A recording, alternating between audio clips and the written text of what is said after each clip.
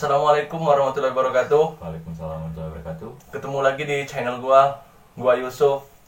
Dan ini sahabat gua. Aku Repin. Malam ini kita tanpa Oye. Ya, kalian pun udah tahu semua teman-teman bahwa Oye pulang kampung. Dan kita doain semoga Oye sampai ke tujuannya dengan selamat. Karena sampai hari ini Oye belum ada kabar nih. Baiklah, langsung aja ya kan Tin ya, biar nggak panjang-panjang waktu openingnya.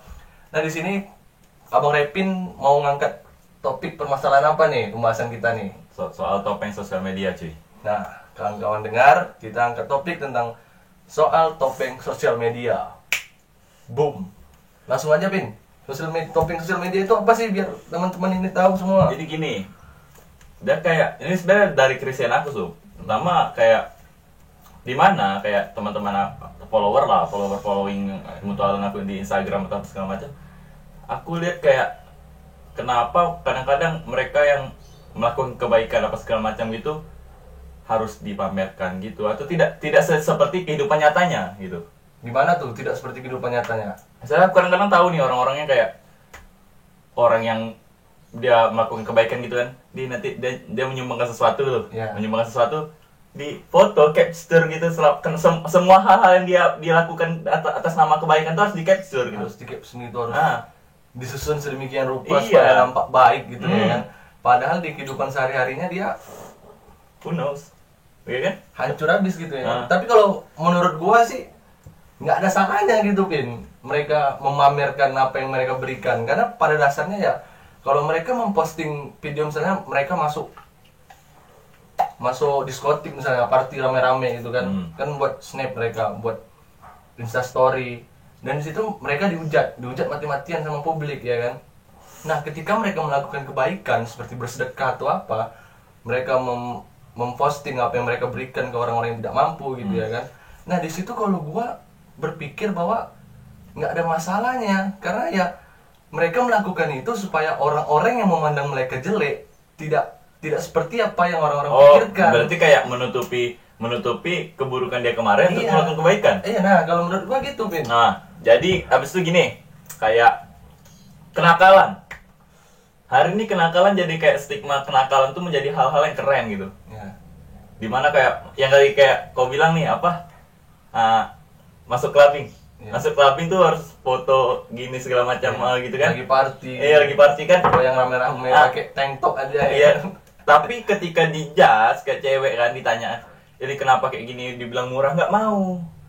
Iya, semua orang nggak mau dijudge gitu. Iya, tapi dia kayak marah, kayak mana ya, dia bilang bersikap bodoh amat, padahal dia bukan berbodoh amat, dia sebenarnya nggak paham gitu.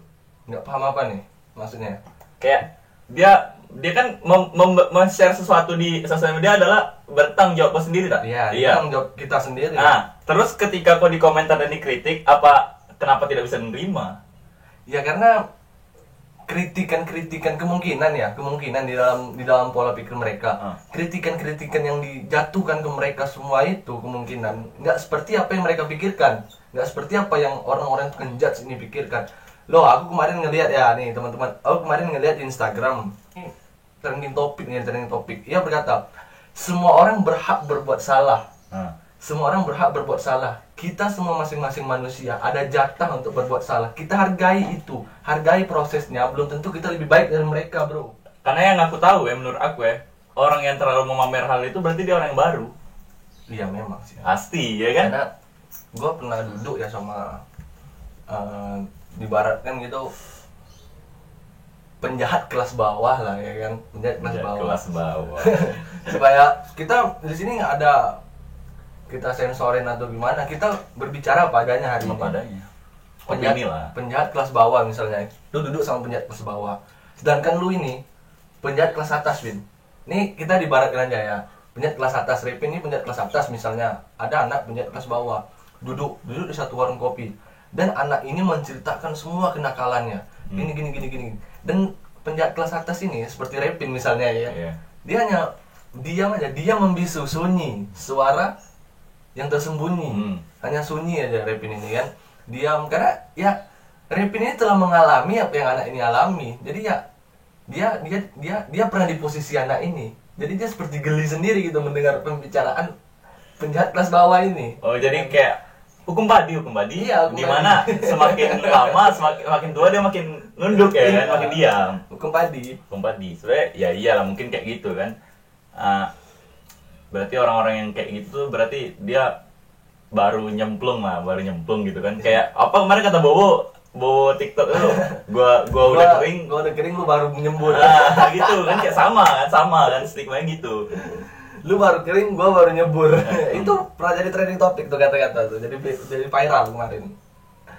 Jadi ya menurut gua sih buat teman-teman yang melakukan kebaikan dengan cara posting ini itu ya, kalau menurut gua pribadi Pin, supaya mereka yang mengejudge orang ini, mereka ingin membuktikan bahwa apa yang mereka pikirkan tentang orang ini tidak seperti apa yang mereka pikirkan. Mungkin aku ada rada setuju lah kalau misalnya kayak menutupi, tapi menurut aku tujuannya benar, tapi caranya salah sih.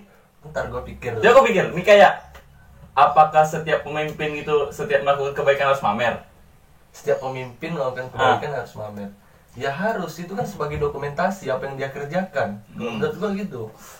Kalau pemimpin ya? Iya, kalau orang biasa? Soal pemimpin. Itu untuk berdokumentasi apa yang mereka lakukan. Supaya publik tahu bahwa dia ada kerja. Kalau menurut gue gitu, kalau dalam pola lingkup kepemimpinan. Apakah dia butuh pujian? Loh, kalau pujian itu, kalau untuk pemimpin ya, itu ya memang tugas dia berbuat baik. Kita nggak usah muji. Memang tugas dia untuk berbuat baik, untuk berbuat kepada setiap rakyatnya. Untuk apa dipuji? Nah, jadi kalau dia berbuat salah, nah itu harus kita kritik. Kalau dia berbuat baik, tidak perlu dipuji karena itu kewajibannya.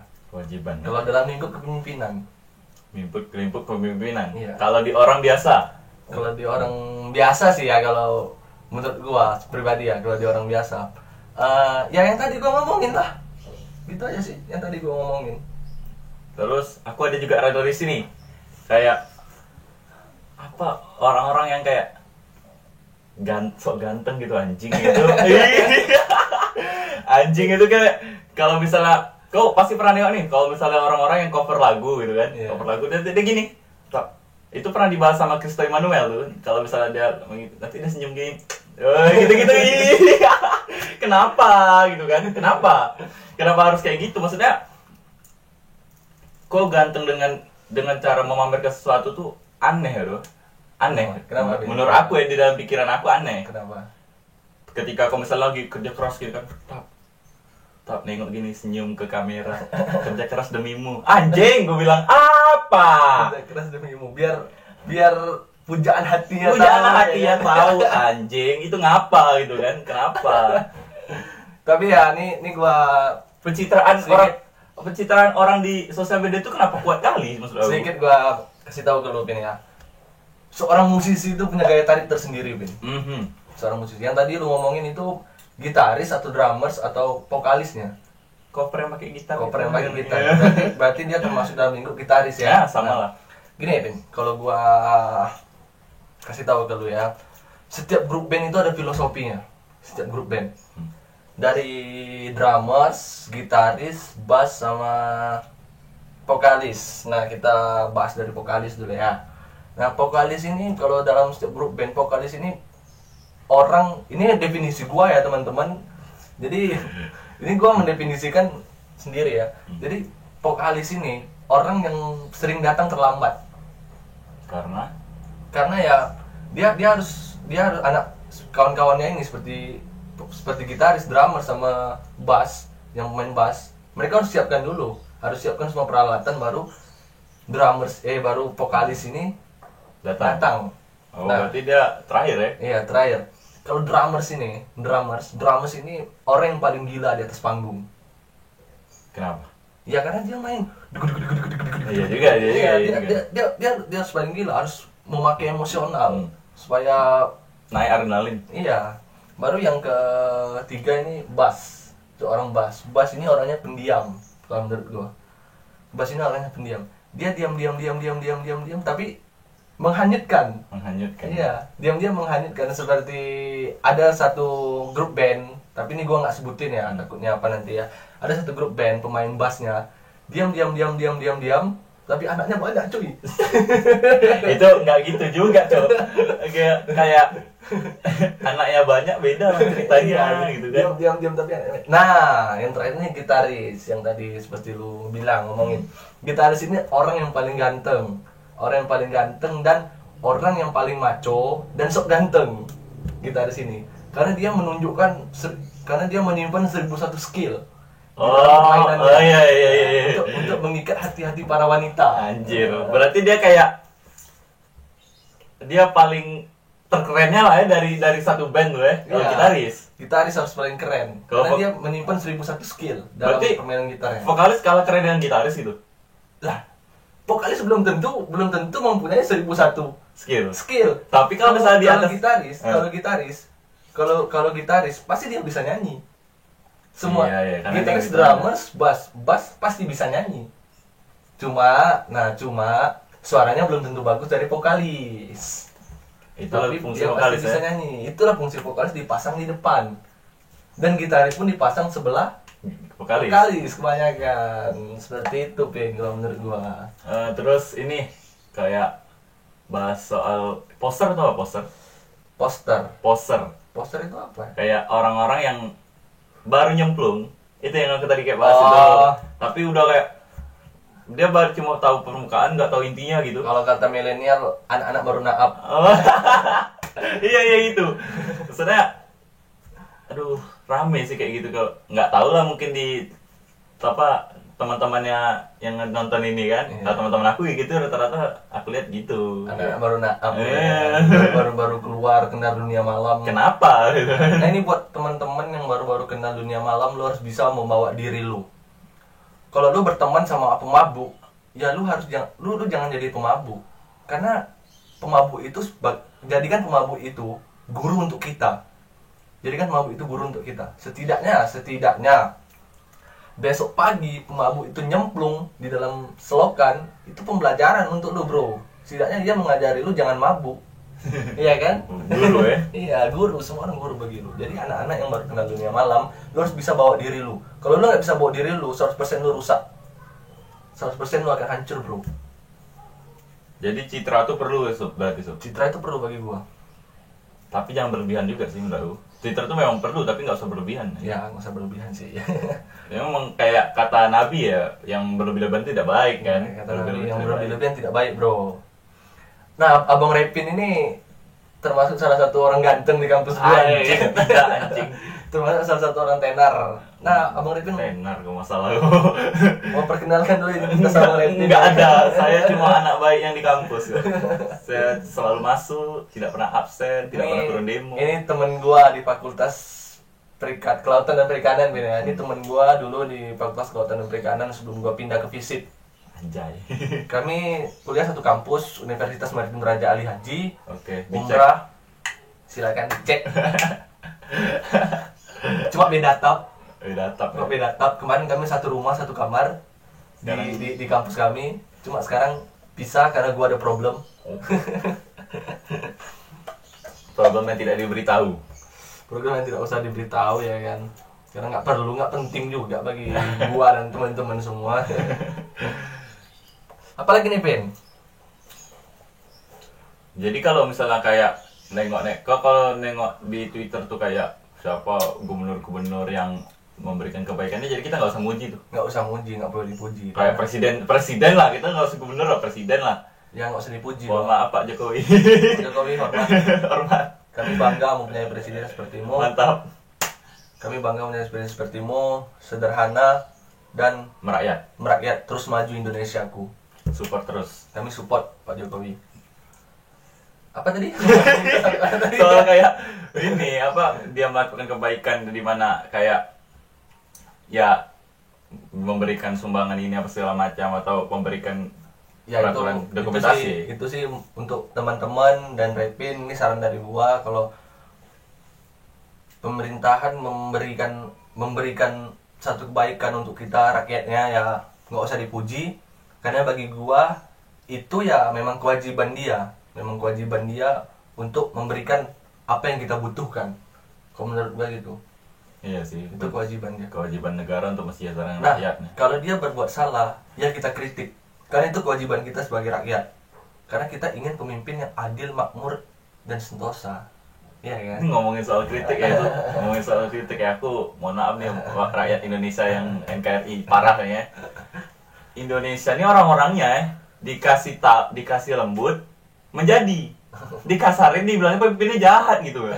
Nggak bisa, aku bingung tuh kayak dikasih ini kayak ini masih kita masih di pandemik nih ya. Di pandemik kan kayak stay at home, udah baik-baik, suruh cuci tangan segala macam, tapi pas tetap masih keluar nih dilembutin kan dilembutin ini masih ini kita aja sedang di rumah aja ya kan. Di rumah ya. Kalau keluar pakai masker. Ini kadang pakai masker ya, bro. Kadang-kadang gini, udah dilembutin sama mereka, kasih tahu ini di rumah aja karena ini lagi bahaya. Kan kita tahu sendiri lah pandemi ini kayak mana kan. Ini wabah, bukan wabah main-main, bro. Ini wabah udah merenggut berbagai macam nyawa rakyat sekarang ini. Ekonomi anjlok, bro. Jadi kita sama-sama saling merangkul. Patuhi apa yang telah ditentukan oleh pemerintah. Apa salahnya coba di rumah terus? Kan di luar apa yang dicari gitu kan.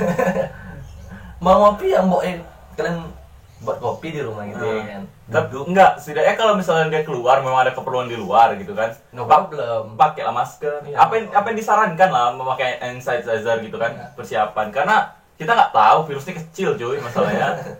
Kecil, nggak nampak sama sekali. Dan kalau kayak udah kayak gitu kan ini, aku selalu dilembutin dulu sama pemerintah kan. Iya.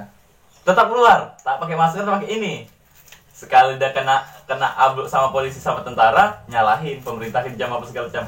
Astaga, bilang ini yang tolol siapa, pemerintah atau rakyatnya gitu kan. Susah dikasih tahu. Jadi kalau misalnya nengok kayak kena wabah gini, nengok dua sisi Dua sisi gimana tuh? Dari pemerintahnya gimana, sama dari masyarakatnya. Masyarakatnya gimana gitu ya kan. Kalau menurut gua sih, kalau kita sama-sama saling menjaga dan nggak ada nyimpan rasa ego atau apatis dalam diri kita masing-masing, Indonesia udah lama aman, bro. Ini aku kasih tahu aja lah untuk nonton nih. Tugas untuk menyelesaikan pandemi ini bukan tugas pemerintah aja, anjing. Tugas kita semua, kasar ngomongnya kan. Bukan tugas pemerintah aja, tugas kalian juga, goblok. Iya, tugas kita semua, men. Dimana kalian nengok Vietnam udah social distancingnya selesai tuh. Udah kosong kan sekarang kan, udah selesai kan social distancingnya. Ya karena rakyatnya apa segala macam udah patuh mereka. Karena yang penting gini, kalau menurut gua sih yang penting gini. Ya kita ikuti peraturan sekarang ini. Emang mau negara ini jadi kayak Kim Jong Un gitu, Korea Utara gitu kan, nanti kalau kena setrap gitu, nggak mau kan? Nggak mau juga, tapi setidaknya ya turuti lah. Nanti kalau kalian nggak kasarin apa-apa ancaman mati, nggak mau kan? Nggak mungkin kayak gitu juga kan? Di sini, dan di sini kami mohon maaf, kami tidak menyalahkan pihak manapun, tidak menyalahkan pihak manapun, tapi kami menuntut lebih mengajak kita semua gitu ya kan. Kita semua untuk ya saling menaati peraturan yang telah ditentukan oleh pemerintah, dan pemerintah pun harus lebih bijak membuat kebijakan yang telah ditentukan olehnya ya kan. Gitu aja sih. Nah, mungkin itu aja teman-teman dari gua dan Repin dan lupa gua. Oke, salam dari Bengkulu cuy. Pesan dari gua, jangan lupa bahagia. Assalamualaikum warahmatullahi wabarakatuh.